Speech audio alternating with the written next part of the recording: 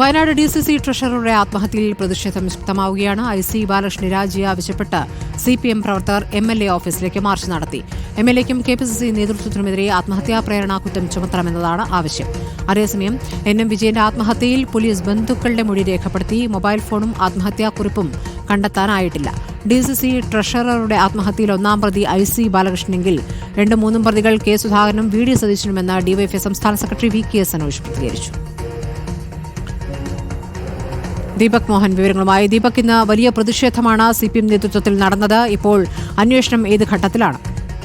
മകന്റെയും അസ്വാഭാവിക മരണത്തിൽ വലിയ വിവാദങ്ങൾ ഉയർന്നുകൊണ്ടിരിക്കുകയാണ്. ഇന്ന് അല്പം മുൻപാണ് സുൽത്താൻ ബത്തേരിയിൽ CPM നേതൃത്വത്തിൽ സുൽത്താൻ ബത്തേരി MLA IC ബാലകൃഷ്ണന്റെ MLA ഓഫീസിലേക്ക് വലിയ പ്രതിഷേധ മാർച്ച് നടന്നത്. ഓഫീസിന് മുൻപിൽ പോലീസ് ബാരിക്കേഡ് കെട്ടി തടഞ്ഞിരുന്നു. പ്രവർത്തകർ ഈ ബാരിക്കേഡിന് മുന്നിലെത്തി വലിയ പ്രതിഷേധം നടത്തി മുദ്രാവാക്യം വിളിച്ചു. പിന്നീടാണ് അവിടെ നിന്ന് പിരിഞ്ഞു പോയത്. അല്പം മുൻപാണ് ഈ NM വിജയന്റെ വീട് DYFI സംസ്ഥാന സെക്രട്ടറി VK സനോജ് സന്ദർശിച്ചത്.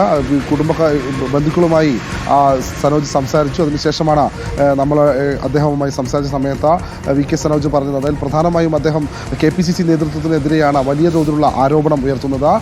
KPCC നേതൃത്വത്തിനും ഈ NM വിജയന്റെ മരണത്തിൽ പങ്കുണ്ട് എന്നുള്ള രീതിയിലുള്ള പ്രതികരണമൊക്കെ VK സനോജിന്റെ ഭാഗത്തു നിന്നുണ്ടായി. ഒന്നാം പ്രതി IC ബാലകൃഷ്ണനാണെങ്കിൽ രണ്ടാം പ്രതി K സുധാകരനും മൂന്നാം പ്രതി VD സതീശനും ആണ് എന്നുള്ള രീതിയിലുള്ള പരാമർശം അദ്ദേഹത്തിന്റെ ഭാഗത്തു നിന്നുണ്ടായി. തിരുവനന്തപുരത്ത് ഇത്തരത്തിൽ KPCC ട്രഷററുടെ ഒരു മരണവും ഇതുപോലെ തന്നെ കോൺഗ്രസിന്റെ നേതാക്കന്മാരുടെ ഇടയിൽ നിന്നുണ്ടായ ഇടപെടലിനെ തുടർന്നാണ് ആത്മഹത്യയിലേക്ക് നയിച്ചത് എന്നുള്ള രീതിയിലൊരു പരാമർശവും അദ്ദേഹം നടത്തുകയുണ്ടായി. ഏതായാലും ഇപ്പോൾ സുൽത്താൻ ബത്തേരി പോലീസാണ് ഈ വിഷയവുമായി ബന്ധപ്പെട്ട് കേസ് അന്വേഷിച്ചുകൊണ്ടിരിക്കുന്നത്. ഈ NM വിജയന്റെ ഫോൺ അടക്കമുള്ള കാര്യങ്ങൾ പരിശോധിച്ച് കൂടുതൽ വിശദമായ പരിശോധനകൾക്ക് ഒരുങ്ങുകയാണ് പോലീസ്. ദീപക് മോഹനാണ് വിവരങ്ങൾ നൽകിയത്.